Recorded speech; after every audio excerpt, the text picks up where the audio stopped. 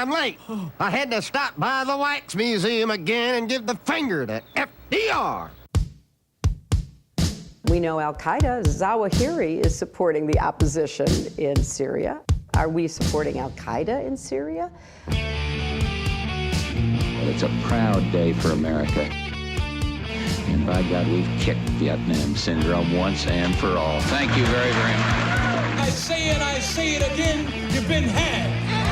You've been took. You've been hoodwinked.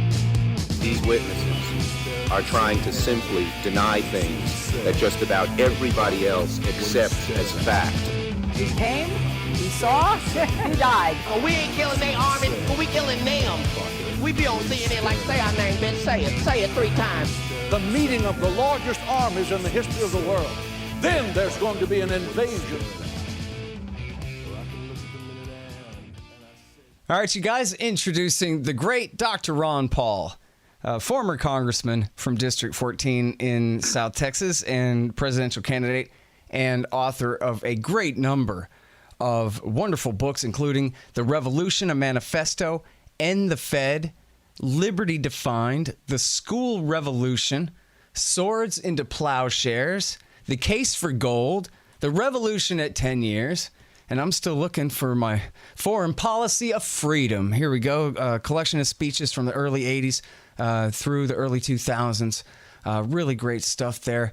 And he also is the founder of the Ron Paul Institute for Peace and Prosperity, which he runs with the great Dan McAdams. And they also host a show 4 days a week on YouTube called The Liberty Report. And you can find all of those archives at ronpaullibertyreport.com. It's the best show anywhere. Welcome back. How are you doing, Ron? I'm doing well. Thank you, Scott. Really appreciate you joining us on the show today.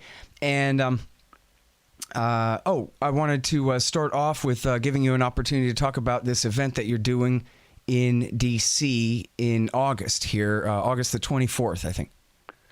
Yes, and I think this is either our 3rd or 4th year we've done it, and it'll be on foreign policy. Daniel is excellent in putting all this together, and he has all our speakers lined up. I don't have the names in front of me right now, but it's held at the hotel that's at Dallas, real close there. So people do fly in, and we usually get people from around the world there, so we're looking forward to having it again. Great. And people can find out all about that at ronpaulinstitute.org. Right, on the website, right. Great. Okay. And then also I have an announcement. So today later this afternoon, I'll get to my 5,000th interview. And that includes, with this one, 38 of you. And I'm putting out a book, which is almost done. I've had to go through it a few times editing it, but I'm putting together a book. It will be called The Great Ron Paul, The Scott Horton Show Interviews, 2004 through 2019. And so I'm happy to announce that, and with you on the show here, and I thank you very much for your permission to go ahead and do that this way. And it's really great. I've had to read it 3 or 4 times through now, 5 times through now, and I'm just so proud of it. And my association with you, the fact that you were available to say all these things on my show all these years, and it's such an education. I think everyone will really like it. The only bad part is it's a little annoying how much I like you, but people are just going to have to suffer through that because I really do consider you the greatest hero. I have a special interest in this because I like people who are energetic, have their own method of getting a message out, and people ask me, what should I do? And I said, whatever you want to do, and you did your thing, and you've done it for a long time. So you've talked to a lot of people. You ought to list the number of people you've talked to over the years. It must be into many, many thousands. Yeah, I'm not sure exactly the total number. It's funny, 317 of them have been with Gareth Porter. So wow. I do have my favorites that I do interview regularly, including you and Dan, of course. Just got off the line with Bob Murphy again, so it is that kind of a show. Yeah, but I'm talking about the people you have reached. Oh, I'm sorry. You know, your viewer, your listeners. That's why I encourage people like you to do your thing. And you came up with it. Somebody probably didn't come to you and offer you some money to put on this program, and you've been working at it, and you deserve a lot of credit. Well, thank you very much. I appreciate that. And yeah, I have no idea the numbers, and I guess I settled overall a long time ago for knowing that I can't really change history or anything like that, but I can help to change people's lives and help to inform people who are looking for the truth, which is, you know, something that I've taken as a great inspiration from you all this time too. Back before you ran for president and were world famous, you were sort of this little old congressman all alone in the House of Representatives, just consistently telling the truth and setting the example that's what you got to do. Just stay at it. And it's come to so much since then. I mean, really, especially now in 2019, just looking back at the last decade, it's so easy to see the tremendous influence that you have had in American society and for libertarianism around the world and everything. You know, your name is on people's tongue all the time. So thank you. Yeah, it's really great. Okay, so let's talk about the news. Wait, before we talk about the news, let's talk about the funny thing you said about the news on the show yesterday. I love this quote. You said, "The only time they tell the truth is when they admit they lie." You know, sometimes, and I'm sure you've had this happen, sometimes when you're the most spontaneous, you can blurt out a good one. Yep, that was a great one, definitely. When I looked at that, Daniel sort of chuckled over the whole thing, and I said, yeah, I'll take that one. Mm-hmm. But that is the sad story, you know, and then it just compounded today because here we are, Pompeo telling more lies. At least you can't say they're lies, but boy, it's a sort of gross distortion of what was going on there. But now it looks like what he was saying yesterday was not true, that they had evidence, you know, a smoking gun, and that they know exactly how the Iranians shot up those vessels. And what's so disgusting is why don't the people realize that that's how they put us in the war? They lie us in the war, and these are guys that actually admit they tell lies. So we should be awake from all their shenanigans. Mm-hmm. And then I think you're referring there to the story in NBC News where the owner of the Japanese tanker says that it wasn't a mine, it was a flying object that hit his ship. That's right. Mm-hmm. That's exactly opposite of what Pompeo was saying. It's kind of funny in a way how bad they are at this, that their lie can't even hold up for one day. Yeah, and that's to our benefit. You know, all we have to do is expose them because you wonder how anybody could trust them. So. Mm-hmm.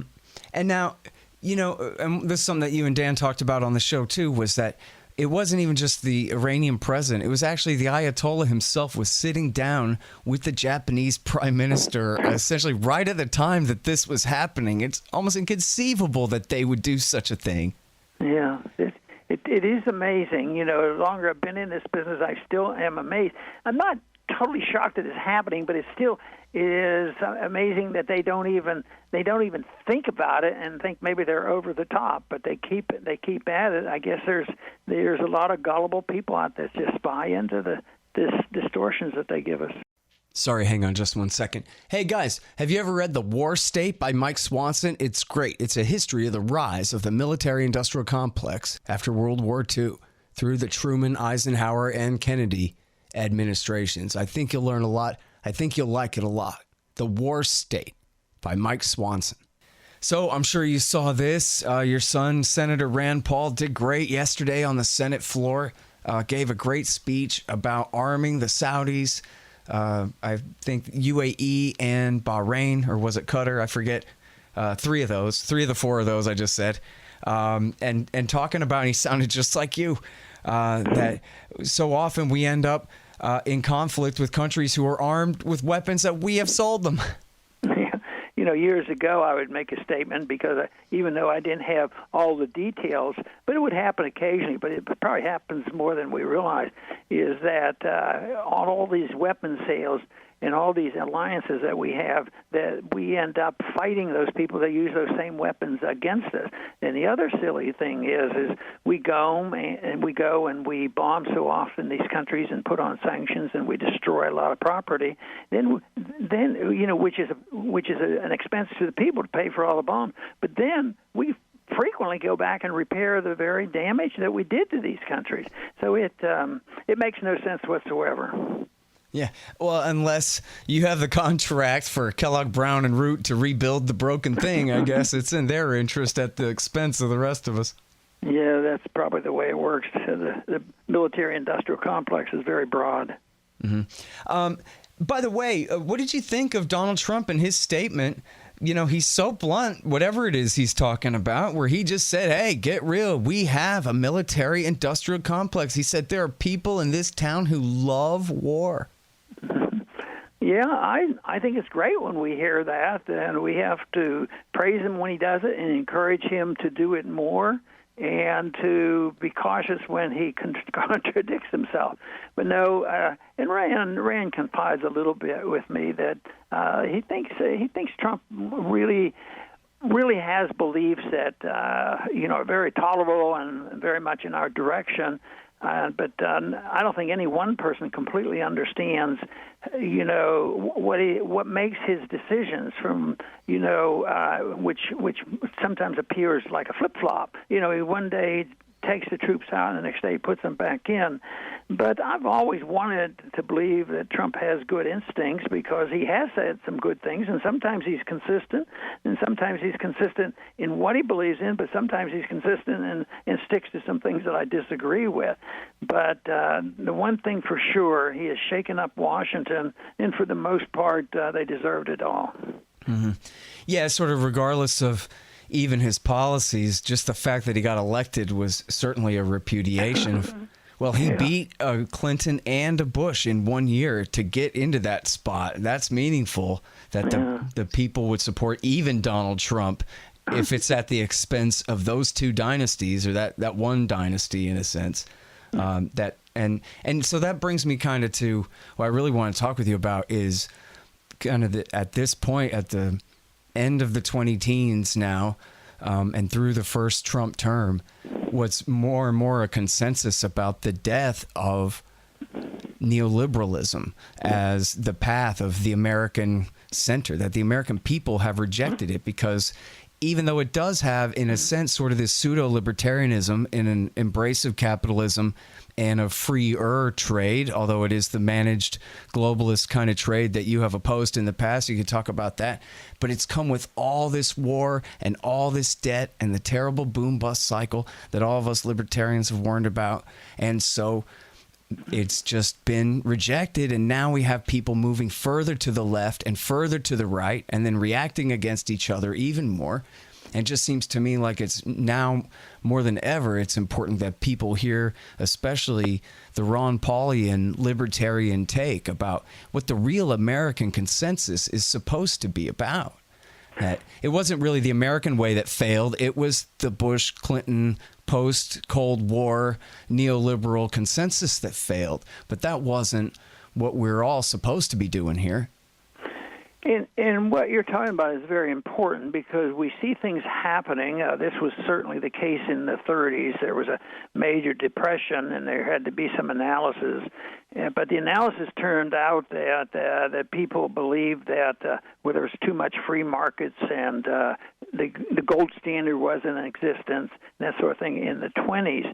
And so they blamed that, and they moved, of course, toward the New Deal, which changed things a whole lot. And right now we're at a similar situation. Although the statistics say that everything is rosy, we know that they aren't, and the spending continues and the deficit's out of control. And there's a lot of people now who claim they understand it perfectly, and they're getting elected to office. When you see some of these very, very far-left individuals getting elected, that means somebody is paying attention. But the big question is this very narrow in certain districts where they have already been known as progressives, and if this is a good time to use it as an excuse to move in that direction, or is it national? And I tend to think that it isn't a national movement. I think people are waking up, and in that way you could argue the case that the establishment has been deeply challenged by Trump. And it should be used as a shift away, and hopefully we can make the shift away and then refine the best way we can, the market economy, and of course I've talked about the Federal Reserve as well, because for a sound economy you have to have an understanding about the monetary policy, and that is a big one too. That's as powerful and monolithic as is the military-industrial complex. Mm-hmm. Well, and I've always said too that sort of secondary to the war, but really intertwined entirely with the issue of American so-called global hegemony or empire, dominance or whatever euphemism, is inflationary money. It's all part of it, and then comes. It's not just the consequences for the Yemenis and the Iraqis and that kind of and the Americans who fight and are killed and wounded in the wars and all of that, but it's at the expense of our entire society. And now with the global economy, even the whole world gets disrupted by this massive American boom bust cycle that's driven by that paper money. And that's a huge part of your appeal in your presidential campaigns. And I remember you talking about how surprised you were how resonant that was with people, that the government causes the boom and the bust. We have to end the Fed. And that's something people knew it was right, and they knew it was important. And especially it was reinforced how important it was that no one else would say that, even though that's the obvious truth of the thing. Well, the one thing I tried, and I continue to try to do, is work with people who are honest progressives. And I have been able to get them to look more seriously at the Federal Reserve and making the point, which I believe is accurate, that the Federal Reserve probably is much more beneficial, to the very wealthy in the banking system and the warmongers and all. And even though it's necessary for the welfare state, so they throw the bones to the welfare recipients, and the liberals go along with it. But there are many progressives. Dennis Kucinich, frequently he and I worked together when he looked at this honestly with the war issue and the Federal Reserve. So this is an issue that I think we can bring people together with, rather than and making the disagreements even broader. So I think that as long as we stick to those principles, we can get more people to join us. But right now, on the surface, and what is reported by most of the media, is that this is the age of socialism about to be on our doorstep. I don't believe that's true, because it doesn't work, and I think it's a distortion of what's really happening. And I'm still encouraged when I go to the college campuses that I do meet a lot of young people that do not spout the trashy stuff that we see reported so often. Mm-hmm. Okay, so that's really interesting. It's, in a sense, it's a left-wing argument for the gold standard, saying that the inequality, which is the huge issue in liberal politics, which it is something, right? CEO pay in ratio to the average employee pay at X corporation, is those kind of numbers are completely through the roof. We have what they call the financialization of the economy, where these guys, in the midst of that giant boom before the bust, you have people making absolute fortunes trading these ridiculously fraudulent pieces of paper around and all of these things. And these are all problems that by the left are typically identified simply as symptoms and problems of capitalism itself. But your argument is that it's actually taking us off the gold standard that has helped to precipitate that. Can you explain that better, please? Well, I think think that Mises helped me understand that because he claimed that if you destroy the monetary system and get away from sound money, you will destroy the middle class. When you have sound money, you have a bigger middle class. And America was generally known in a very positive way for having a very strong middle class. Today, it is dwindling. So the people who make the complaints that will come up with the idea that what we need is socialism, they're very annoying, but I think they're spotting the problem, and you touched on it with your statement, is because there is a discrepancy. The money that was used, the trillions of dollars that were pumped into the system, since the last recession started in 08-09, has gone into the coffers of the big banks and big corporations and buybacks and mergers and the big salaries. But actually, the average person is still in big trouble. And no matter how they give you these statistics, there's a gross distortion of how they report unemployment and inflation.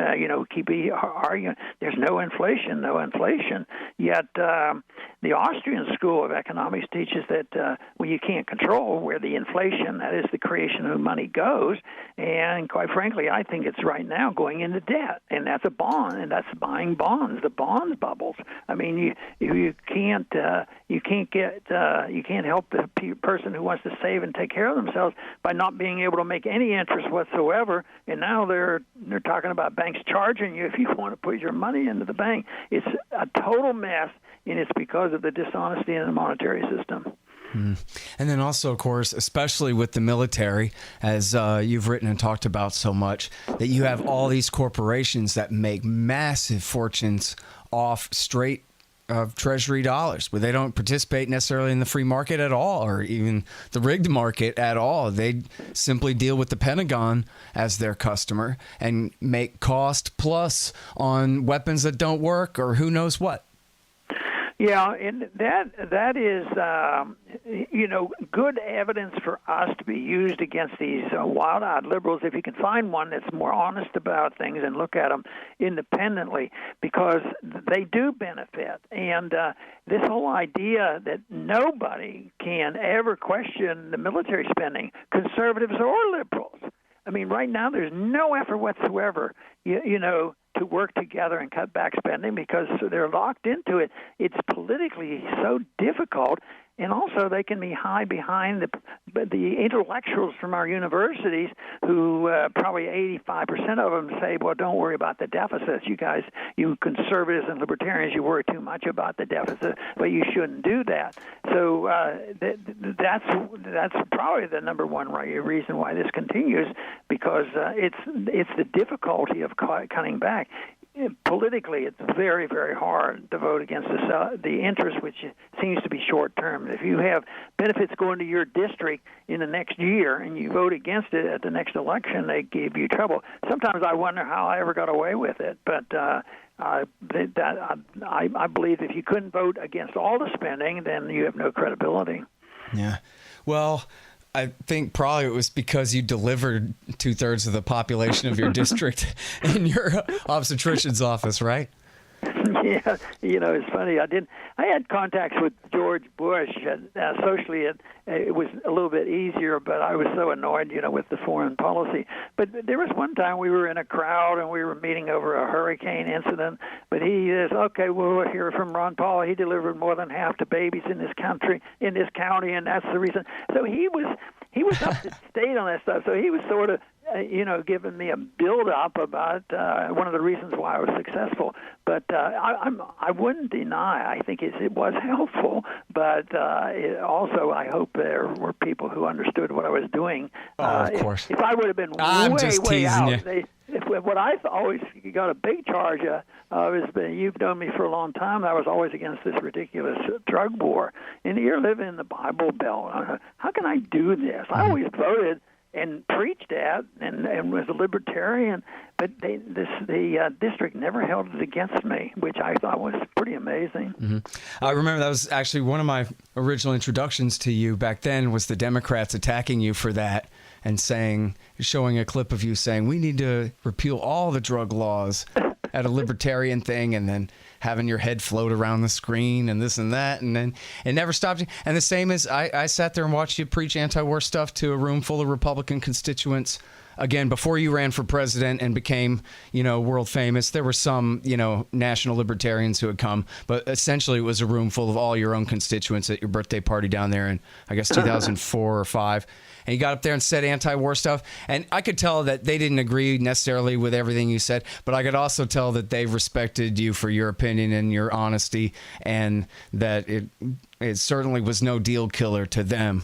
In the way that you were coming about it. I'm sure it's the same thing with the drugs, because you always say, exactly the right thing, which is, hey, look, I'm a doctor and I'm an economist, and I know about this stuff. So, and what you say, of course, makes sense. So, and speaking of the economist thing, in the last couple of minutes here, I wanted to ask you about the trade, because, of course, this was a big part of what got Trump elected too, was he ran against the centrist Republican Democrat Clinton-Bush consensus for NAFTA and GATT and the World Trade Organization and all this stuff. And we've talked about this before, that you're really for real libertarian free trade and open trade and none of these international organizations. But essentially, these groups have regulated toward freer trade, and it seems like just that, maybe this part is wrong, but it seems like that has been such a shock to the American people that they can't stand it. And that's what they hate about the Bushes and the Clintons the most, is because, after all, before NAFTA and before the World Trade Organization, America had all these protectionist walls. And so American industry was built up under all this protectionism. And then Newt Gingrich and Bill Clinton came and took it all away all at once. And so maybe that's overstatement, but that's how it feels to the American people. And they want their old high-paying blue-collar factory jobs back, and they're gone. And they blame the center for that. And so now Trump is ratcheting up, especially with China, but also with Europe and some threats with Mexico, tariffs, and trying to bring back that old system. And so I just wonder, I know you don't take either side in that fight between those two, but how would you explain to the American people it really should be? Well, I do it two ways. I have never been in favor of more government, bigger government, international organization, even though a lot of libertarians liked, WTO and these things, because they said we'll move it toward less tariffs and freer trade. Well, I didn't trust them, but I didn't think it was the right thing to do. A country doesn't need to belong to the WTO in order to work one way or the other. Besides, I thought the organizations became political, and that some companies got better benefits than other companies. So I didn't like that idea. The other thing is I think the executive branch of government has too much to say about it. Although Trump is getting some credit for some of the things that he has moved along by the use of tariffs and threats of tariffs and forcing people to do something. But quite frankly, I think we're better off if we followed what they put in the Constitution, and that is the Congress is supposed to be involved in this. Foreign trade is supposed to be a congressional function. I think we've given way too much power to the executive branch. And even if they can pull one off and did something and it was better than what was happening, it's the next guy, if he has this much authority, they use it, to do it. This is what happens, say, on foreign policy, on going to war. Both parties like that. They don't want to give up on it. The War Powers Resolution, which tried to curtail that, is opposed by all presidents, Republicans and Democrats. So I don't like bigger government, and I'd like to see us follow a closer position following the Constitution on congressional authority. But, Scott, one thing right now is pretty bad is congressional responsibility sometimes isn't much to brag about. Right. Okay, but so what about the idea, though, that if we do have really just Ron Paulian, no tariffs, open trade, that because of labor costs in poor countries, the American people will simply just lose all their jobs or enough of the jobs that they wanted to keep to Mexico or to Indonesia or China or elsewhere, that it causes this much of a disruption that they're willing to put in a guy like Trump to try to solve it for them in this manner. But see, I don't believe taxing the people and tariffs mean you tax the people. And I can remember going through all this in the 60s and even in the 70s when our automobiles weren't in very good shape, and all they wanted was protectionism. And they got a little bit, but they didn't get a whole lot. And the Japanese were whipping us to no end. And I think if you can't compete, and your point is the roughest one to defend, and that is wages are lower. But wages are lower, which benefits the consumer. This is always the thing. Mises always said that the whole market system is designed for the consumer, not for the working man and not for the businessman. It is geared to provide you services and goods at the best price and let the consumer make all the decisions. So if we as a country can't provide the cars in competition because there's subsidies, well, if there are better cars at cheaper rate, why take that away? I mean, if you can get a car for $1,000 instead of $2,000, you got a good car and you have $1,000 left over. And then maybe we would clean up our act. Maybe we have too many regulations. Maybe we have too much wages propped up too high, and you have to deal with that. But I don't think the answer is just retaliate with put on tariffs and tax the American people. This whole idea now that we just put in $50 billion because we collect a lot of import taxes, I mean, that came from the American consumer. And I think we haven't seen the end of that yet. I think that's all in motion right now, what the consequence will be. Because so far there's been a lot of talk about the tariffs, and it on the surface looks like it may have achieved something, but ultimately I'm still going to argue for free trade. Mm-hmm. All right, well, since this is going to be the last chapter of the book coming out here, I guess I ought to ask you to say one last thing here about empire and individual liberty. Well, the bigger the empire, the less liberty there is. So when you spend the money in the government, that means the people have less money. Even if you can borrow, even if you can print it, ultimately empire needs a lot of money, and that requires a greater handicap for the people. So I do not believe the republic can be defended in empire. I think the Romans taught us that once they went to empire, they lost their republic, and that's what's happening to us now. If you look at the last 100 years, the republic has disintegrated to a great deal, and that is why the empire is so detrimental. The biggest problem we have here is teaching people that what we're talking about is not isolationism. I don't like isolationism. I think the isolationists are the ones who want to put on tariffs and impose our will and tell people what to do. And I want to trade with people and visit with people. I just don't want these international organizations, which are very opposite. But an empire always undermines the personal liberties, and they do it through an attack on the finances. All right. Well, thank you so much for your time again on the show, Ron. Great to talk to you, sir. Good. Scott, thank you. All right, you guys. That's the great Ron Paul. And one of the books that he wrote that I left off the list there at the beginning is a really great little primer, I guess, a little pamphlet, Mises and Austrian Economics, a personal view. It's really a good read. I think you might like it. Add it to the pile there. And again, check out the Ron Paul Institute for Peace and Prosperity, covering everything, and they're good on everything over there, day in and day out. And of course, the Liberty Report with the great Dan McAdams at ronpaullibertyreport.com. So you like supporting anti-war radio hosts? That makes sense.